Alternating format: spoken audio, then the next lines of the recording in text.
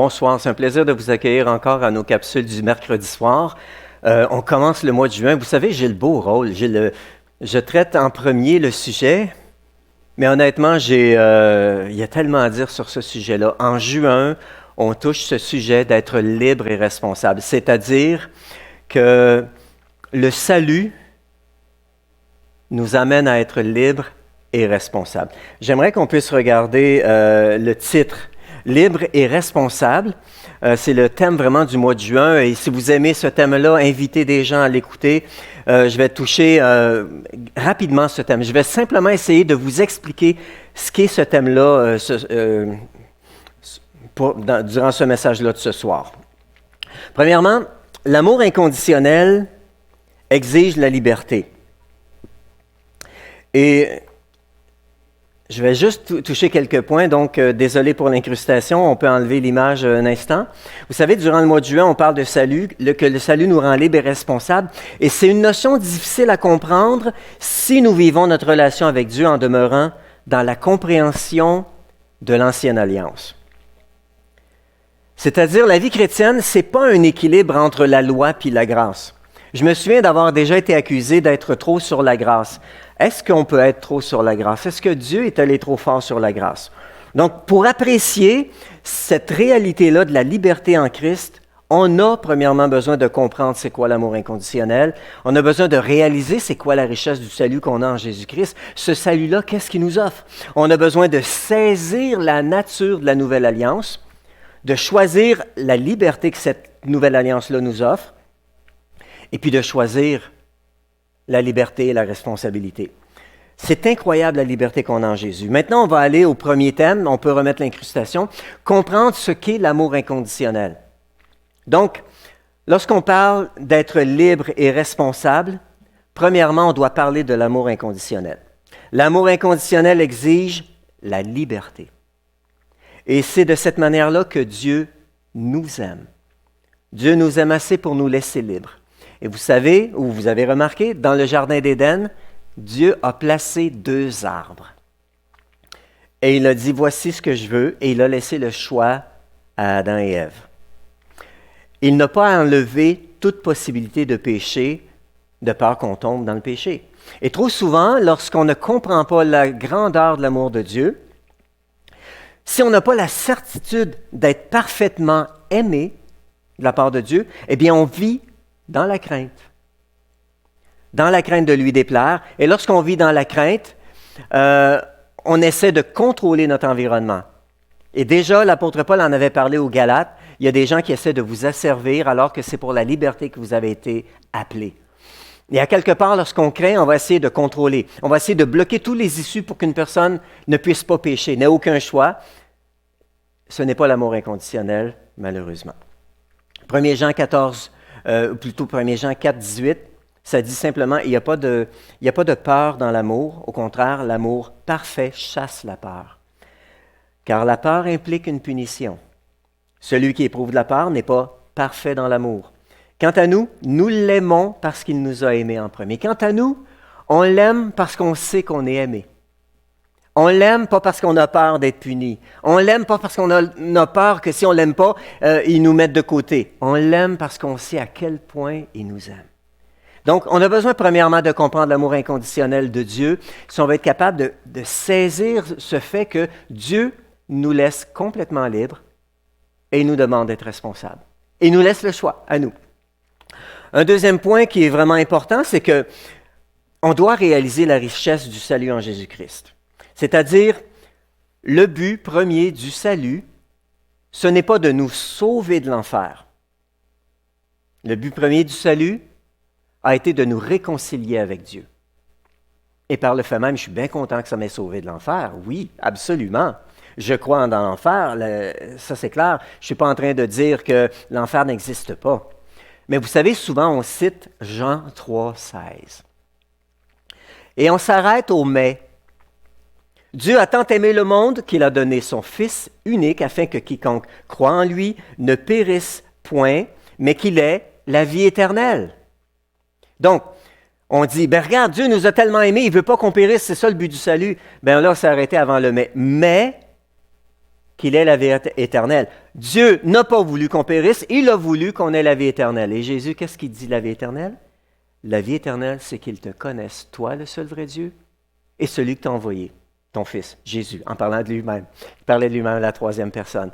Donc, le but du salut, ce que Dieu a exercé dans son amour, c'était dans le but qu'on puisse être avec lui. Premièrement, c'est le but le plus important. Et ça va nous aider, si on comprend ça, la grandeur du salut qui est là, qui est présent, ça va nous aider. Donc, la vie éternelle, c'est qu'ils te connaissent, toi, le seul vrai Dieu. C'est d'être en relation intime. Vous savez, dans Romains 8, verset 30, c'est vraiment intéressant ce que l'apôtre Paul dit concernant toujours ce fameux thème qui est réaliser la richesse du salut que Jésus nous offre. Dans Romains 8, 30, ça parle littéralement que ce salut-là nous permet de devenir conforme à l'image de son Fils. Ça, c'est le salut qu'il nous a offert. À travers ce salut, on est déclaré juste. À travers ce salut, Dieu nous accorde la gloire ou nous accorde sa gloire. Donc, Dieu ne nous a pas simplement accordé une deuxième chance en gardant les mêmes règles, l'Ancien Testament. Pas du tout. Et c'est souvent ce qu'on pense. Alors, si on pense cela, de dire, OK, je dois faire attention, je dois marcher vraiment, je dois obéir, je dois tout faire parce que j'ai peur que je sois zappé en enfer, parce que Dieu m'a donné une deuxième chance. Dieu nous a donné plus qu'une deuxième chance. Dieu nous a réconciliés, il nous a adoptés comme ses enfants et il a changé complètement le paradigme de notre relation. C'est ce qu'il a fait.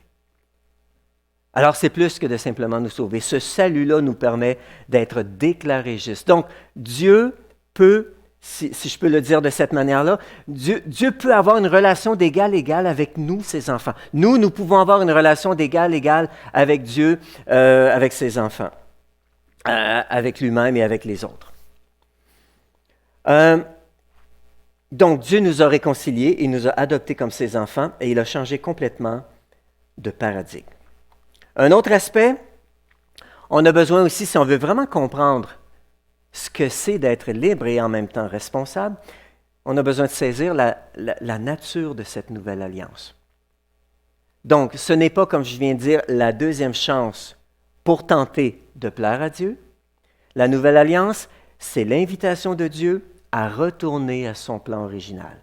Dieu nous invite à retourner à son plan original. C'est-à-dire, il nous invite à vivre la réalité d'avoir été créé à son image. Libre de le choisir et de l'aimer. Je vais juste faire une petite pause. Annie, peux-tu juste rallumer le téléviseur à l'arrière? Il s'éteint automatique, ça arrive. Désolé, Annie est en train de me suivre déjà d'avance. Donc, Dieu nous invite à vivre la réalité d'avoir été créé à son image, libre de le choisir et de l'aimer. Il nous invite à vivre cette réalité-là, c'est-à-dire on est libre de le choisir, on est libre de l'aimer en retour. On est libre de vivre dans sa présence constante et de connaître son cœur. Tout ça dans cette liberté-là qui nous est donnée. On est libre de partager sa gloire et sa puissance. C'est ce qui est dans la Nouvelle Alliance.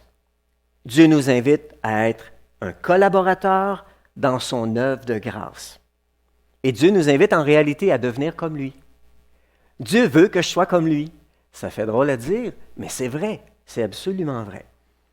Donc, saisir la nature de la Nouvelle Alliance va nous aider à comprendre que oui, Dieu m'accorde cette liberté-là et je l'utilise avec responsabilité. Un quatrième point, c'est que choisir la liberté qu'il nous offre. On doit choisir cette liberté maintenant. Dieu nous a libérés du péché. Et pour ce point-là, on va juste regarder des passages en rafale, 4-5 passages que je trouve formidables. Puis on va terminer avec le dernier point et on se rejoint tout à l'heure dans le Zoom pour en discuter plus à fond. Choisir la liberté qu'il nous offre. Premier verset que j'aime beaucoup dans Jean chapitre 8, verset 36. Donc, on commence avec ce que Jésus dit. Et il dit, si le Fils, ou plutôt si donc le Fils vous libère, vous serez réellement libre. Jésus nous dit clairement qu'à travers lui, on peut être complètement libre, libéré. Vous savez, dans Romains 8, verset 21, c'est vraiment intéressant. L'apôtre Paul parle de la création Et il dit que la création a l'espérance ou soupire ou a le désir de prendre part à la glorieuse liberté des enfants de Dieu. Wouh! Hallelujah! Vous savez, on a souvent entendu dans les manifestations récemment « Liberté! » Mais ici, le Saint-Esprit, à travers l'apôtre Paul, nous parle de la vraie liberté. Dans cette nouvelle alliance, dans cette relation avec Dieu, même la nature espère, désire prendre part à la glorieuse liberté des enfants de Dieu. Wouh! Mais oui, mais pasteur Gaétan, on ne peut pas être libre, on ne peut pas s'amuser à pécher. Bien, je vais être honnête avec vous, Dieu me laisse libre de pécher. Mais moi, j'ai choisi, à cause de son amour infini, de ne pas pécher. C'est ça la responsabilité. Mais on y revient, je ne vais pas voler la mèche tout de suite. Regardons un autre passage dans Galates chapitre 5, verset 1. C'est vraiment intéressant parce que l'Église de Galates, les gens ont voulu l'asservir à nouveau parce que ceux qui avaient peur de la liberté, ça leur faisait peur. Ils se sont dit non, ça se peut pas. Et ils ont essayé de ramener la loi, ils ont essayé de ramener des règles, de ramener la loi de Moïse, etc. Voici ce que vous voyez ici à l'écran, Galates 5.1, c'est les premières paroles que Paul leur déclare à une église qu'on a voulu asservir à nouveau. Il dit, c'est pour la liberté que Christ nous a affranchis. Tenez donc ferme dans cette liberté. Si je n'avais pas confiance dans l'apôtre Paul, qui suit Jésus, je me poserais des questions. Mais c'est la parole de Dieu.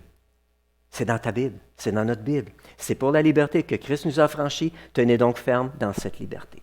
Les premiers mots que Paul déclare à une église, où il mentionne plus tard dans Galates, que des gens ont voulu les asservir, mais qu'ils ont à faire attention à la liberté qu'ils ont découvert dans la grâce de Dieu.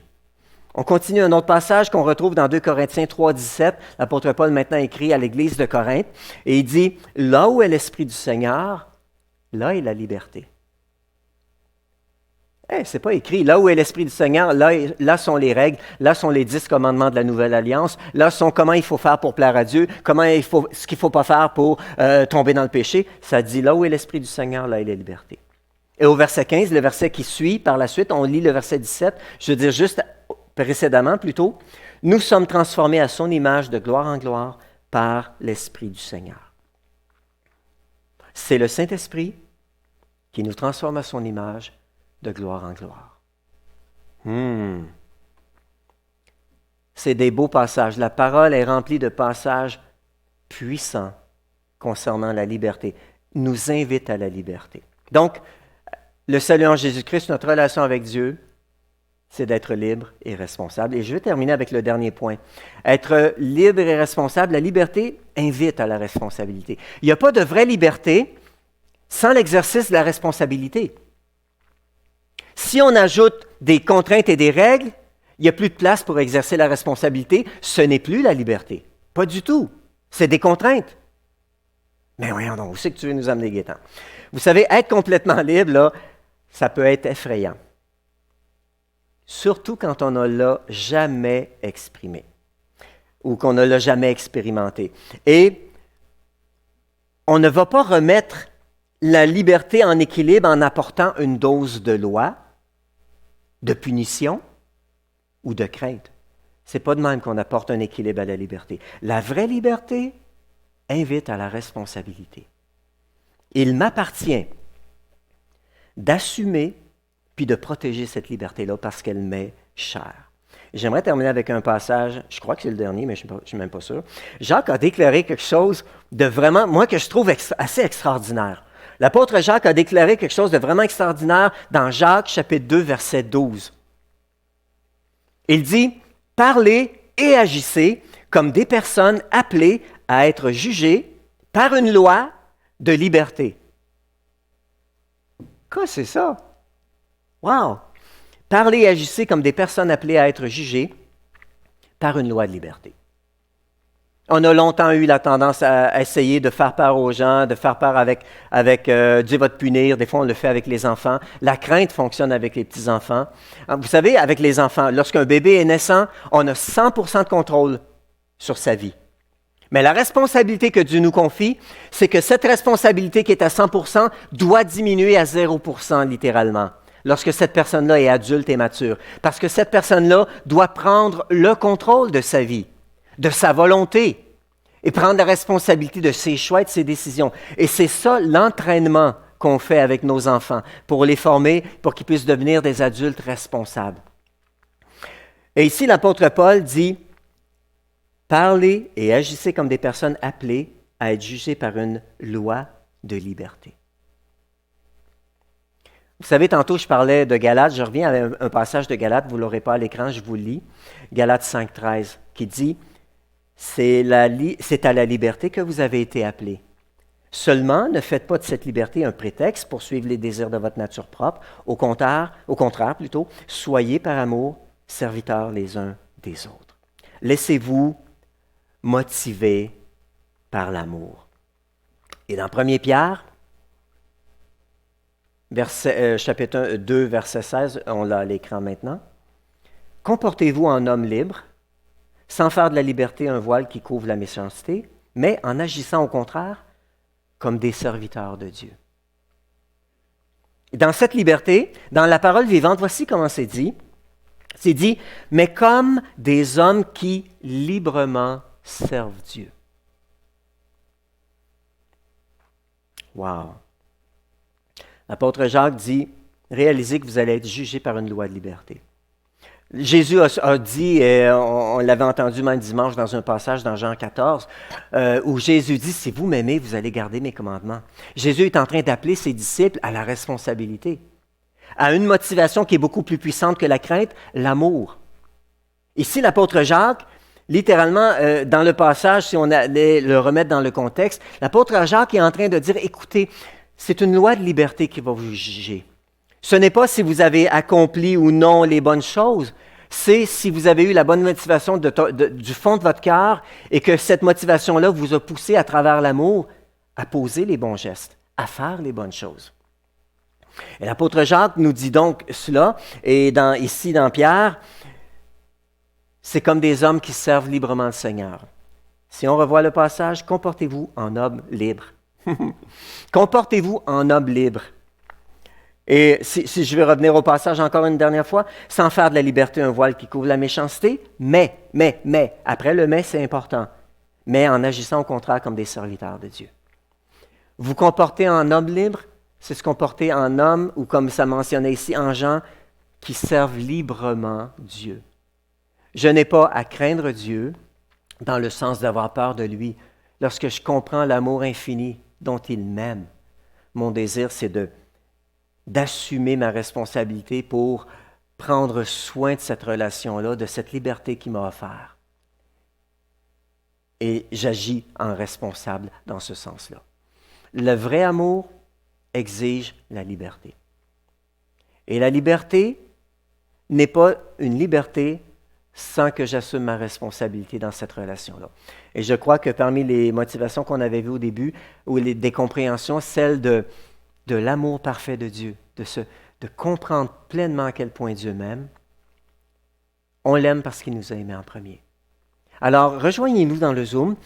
Durant le mois de juin, on va traiter différents aspects de qu'est-ce que ça veut dire être libre et être responsable en même temps. On va le voir. Je ne voulais pas aller en profondeur dans quel sujet on va traiter. Je vais laisser ça aux autres qui vont apporter les capsules. Rejoignez-moi tout de suite dans le Zoom et on va en discuter un peu plus à fond. Vous êtes d'accord? Vous n'êtes pas d'accord? Allons, rejoignez-moi dans le Zoom et on aura une bonne discussion sur le sujet. Que Dieu vous bénisse abondamment.